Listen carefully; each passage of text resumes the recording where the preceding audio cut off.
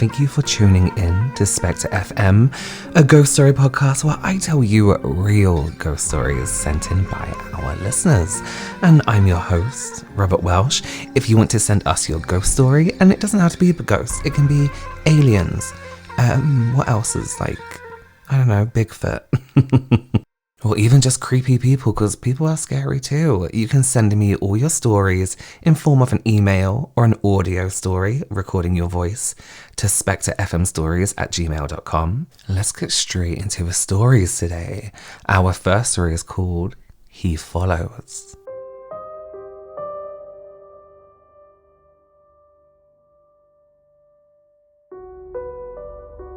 When I was little, in the first house I lived in, my parents told us that the attic was off limits.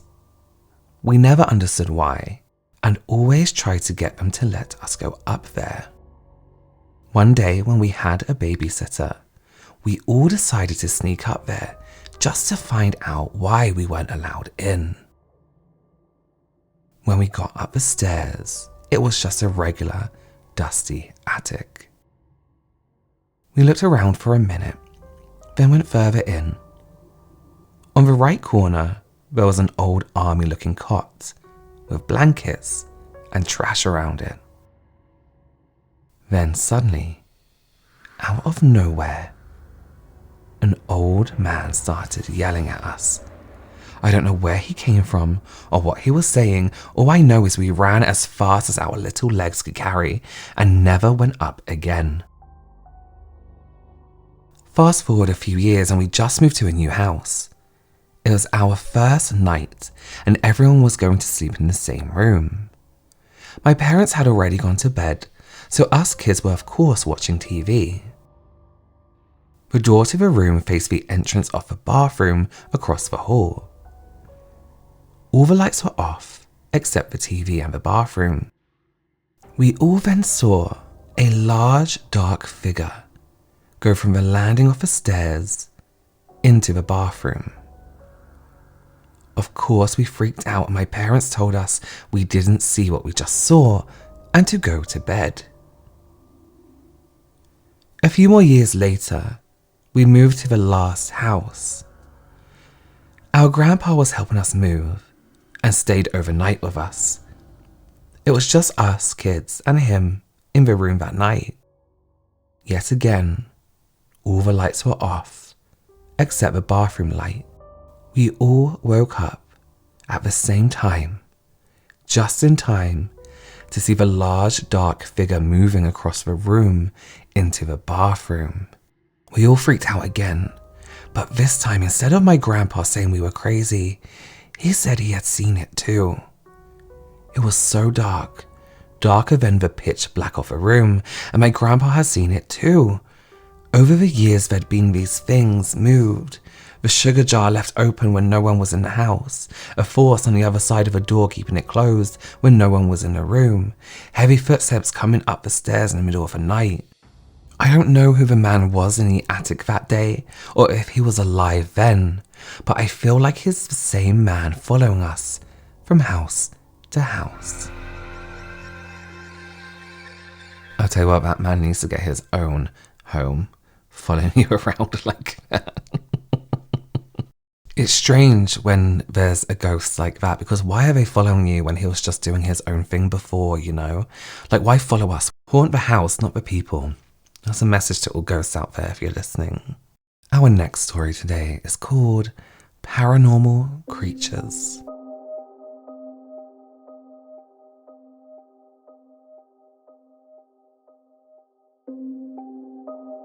I'm not one to believe in the paranormal or supernatural, or at least not in the traditional sense.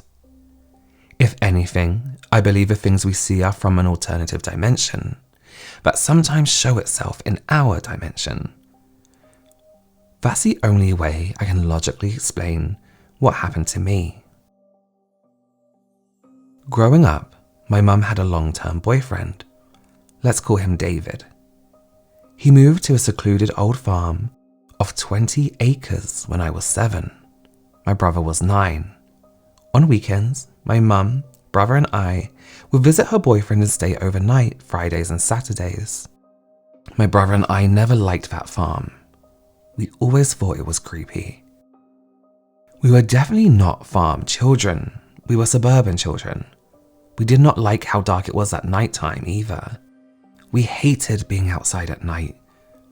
For some reason, David always wanted to be outside at night. One time while hunting, he had us tracking the most horrifying noise. I was scared for an hour before we caught up with the thing, only to find out it was a cute little owl. David was not very friendly, especially to children. He was a strict military man and did not tolerate any kind of nonsense. My brother and I slept in the same room, and we were supposed to be going to sleep for the night. Being young children, we were talking and giggling. David got really mad and sent us to sleep outside. We took our sleeping bags and sat outside on the picnic table. We never slept outside before, never been camping or anything like that. There was only one source of light, which was a lamp post in the middle of the farm. The front of the house faced the lamp post, making the back area of the house incredibly dark. We weren't outside for even an hour when my brother and I started hearing noises coming from the backyard. It sounded like pig noises, but without the snorting, and much more screechy. We knew there were all kinds of wild animals out there, like coyotes. A wild pig was totally plausible. Naturally, we were scared. We kept our eyes on the backyard where the noise was coming from and saw a figure appear.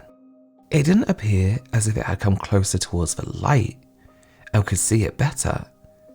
No, it literally just appeared before our eyes. The shape didn't look anything like an animal that we knew of. The creature was furry. Its body was burly when compared to its long limbs and neck. It moved unnaturally, hunkered towards the ground. Some of its movements were slow, some were quick. It seemed like the joints were pointed in weird directions that anatomically didn't make sense. What was animalistic was a reflection of the eyes. Like if you've ever seen a cat at night, the reflective light was red. We swear to God we saw it smile at us with all its teeth. It was just standing there, shifting from side to side, getting louder and louder. At one point it got so loud that David opened the window and yelled down at us to be quiet. At this point we were so scared, we told him it wasn't us and pleaded to him to let us in. It took some convincing, but because we were generally terrified, he believed us.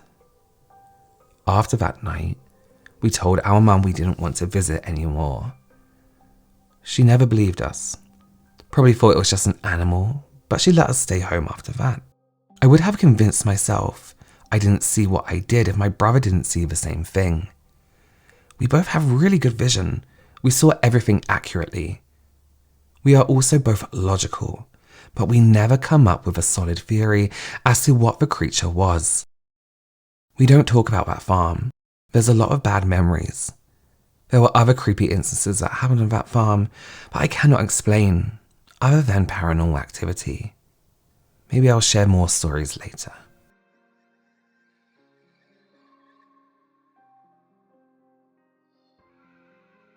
Thank you for your story, and yes, please do share more stories. Farms are kind of creepy if you don't live on one. I think if you're used to it and it's your kind of house, and of course it's not creepy because your home's your home. But to other people, especially if you're forced to sleep outside at night, which to me seems crazy if there's bears in the area, then that's pretty scary. So next up we have an audio story. If you have a great story that you would love to tell with your voice, then please do send it to the same email. And this story is called Possessed Daughter? ?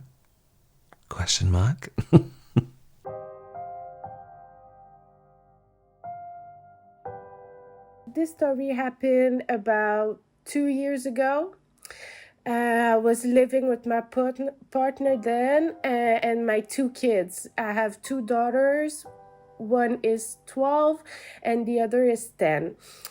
So it was just a normal evening. My partner works in trekking, so he gets to bed very early, like at 7 at night.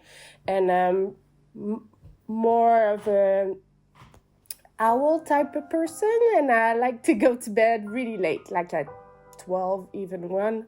Don't tell anybody. So yeah, it was late at night. The kids were in bed. My partner was in bed.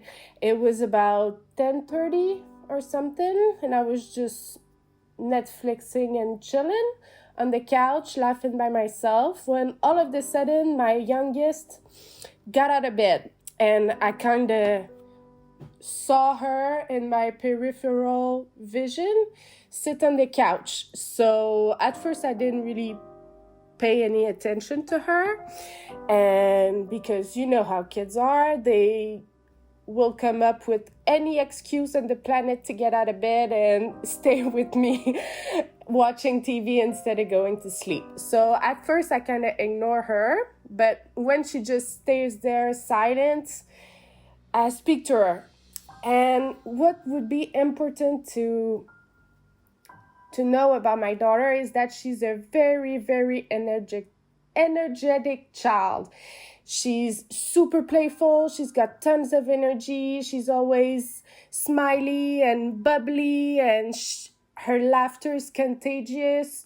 I mean, you see the kind of person she is. So it was kind of weird for her to just stay there and be silent. So anyway, I look at her and I kind of tell her, what are you doing? It's time for bed. And she doesn't reply to me with words. She just said, mm-hmm. And at that point, I kind of look deeper at her, and I turned her face to look at me because she was just staring forward. And she was kind of frozen like that, not really moving. And I mean, she's ADHD, so she's always moving normally. So I look at her and I can feel in her stare that it's not her. I look into her eyes and it's like she's not there. There's like no life looking back at me. She doesn't say anything. She won't stop staring forward at the TV, but not reacting to anything. And I mean, I was watching Friends, so it's a funny thing. Usually when she watches it with me, she laughs all the time and she chills out with me. But no, she was just staring forward with no life in her eyes. She didn't look like she was my daughter, and that terrified me. I kind of froze too for a bit because I'm very, very chicken. I don't even know why I love your ghost stories so much, because I'm not a big fanatic of horror stuff. I get really, really scared really easily. And then, in those situations where you either fight or flight or freeze, I freeze. I freeze all the time. I scare very easily. So I'm alone, the only adult. My partner's not there to help me because usually he's going to take over.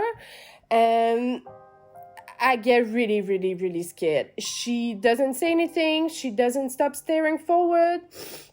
And so I just asked her again, what the hell are you doing? Why are you looking at me like this? What's wrong? And she doesn't even make any eye movement to look at me. I have to lean towards her and stare her right in the eyes for her to look at me. And she just keeps staring forward, doing nothing. And every time I talk to her, she never responded. She just went, mm-hmm, mm-hmm, mm-hmm. So after about, I don't know, maybe 2 or 3 minutes of this little manège, I get too freaked out and I tell her to go right back to bed, and I'm gonna take her to bed. So at this point, I touch her on the shoulder and I kind of move her towards her bedroom so that she can walk over there. And she's very stiff. And I mean very, very stiff. At this point, I kind of don't know what's happening with her. If she's even, is it, what's the word for it? Sleepwalking? Is she sleepwalking or what's going on? And so I take her to her room, and she was kind of walking behind me, just a little tiny bit, but walking behind me. And then all of a sudden, I feel like something take over me, like a tremor or something. I don't really know how to explain it. I mean, this whole situation, I have no words for. But I feel something. And then I feel her kind of getting to my pace and right next to me. And when I turn over, I can see, my daughter is 10 and I'm 5'7". And at that time, she was about 4'8", maybe 4'7". But when I felt her in my peripheral vision get kind of neck to neck with me on her pace, I'm sorry, just saying it gives me chills. I felt her head look towards me. So I looked, and her eyes, we were walking towards the bedroom, and her eyes were right where mine were, as if she was levitating.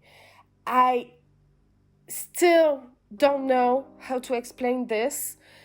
At this point, I froze and I stopped there. She kept walking towards the bedroom, and it was very dark, so I couldn't really see if she was levitating or not.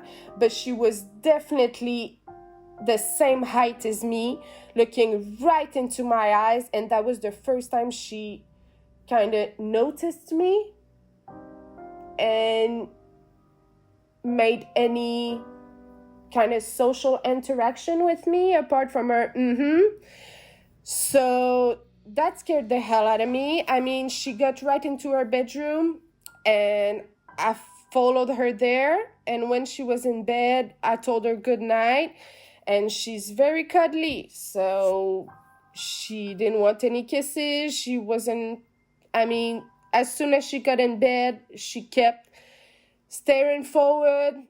I told her to close her eyes, and she finally closed her eyes, but she stayed in that stiff position. And yeah, that was it. I closed the bedroom door. I ran straight to my bedroom, to my partner. I was dead scared. He didn't even wake up, He had to wake up in like 3 hours at this point. So he didn't have any clue of what was happening, but it was comforting to me knowing he was there. But I asked her the next morning, "You freaked the hell out of me yesterday. What were you doing? Getting out of bed and pulling this prank on me?" Because at the time, her sister and her were very into pranking me and scaring me because, as I said, I'm very chicken and I scare easily. So, and she had no idea what I was talking about. She told me she had a peaceful sleep. She didn't even wake up once. She really had no idea, and that scared me even more. To this day, I still can't explain it.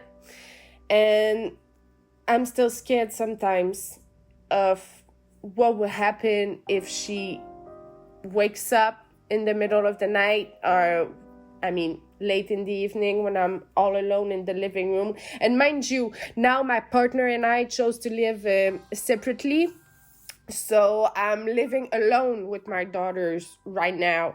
So that would be even more scary because, even if he didn't wake up, he was there. Just knowing he was there was comforting. But now that I'm alone, let's just hope it never happens again.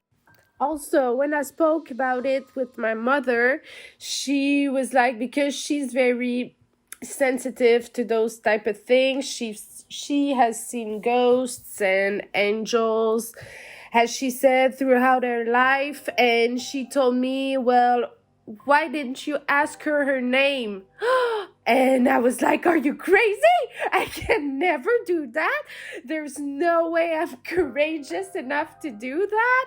I mean, just when I felt her face looking at me, that was it for me. No way was I interacting with her even more, because I was too scared. But I mean, if it were to happen again, I'd probably try to ask her name, because then I would maybe know a little bit more what it could have been. But then again, I'm pretty sure I won't.